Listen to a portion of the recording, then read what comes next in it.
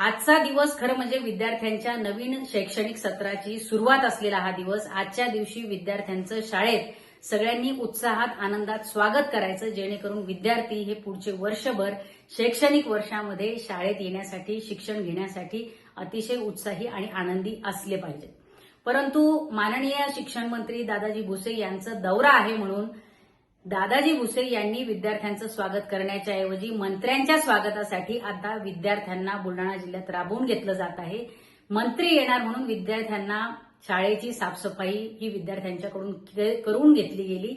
खरं म्हणजे आता एकीकडे सुरुवातीला या राज्याचे मंत्री येणार, शिक्षण मंत्री येणार म्हणून विद्यार्थ्यांकडूनच शाळेची साफसफाई करण्यात आली आणि त्याच्यानंतर थोड्या वेळाने मंत्री आल्यावर मंत्री याच विद्यार्थ्यांच्या हातामध्ये फुलं आणि कदाचित बिस्किटाचा पुडा ठेवून त्यांचं शाळेत स्वागत करतील.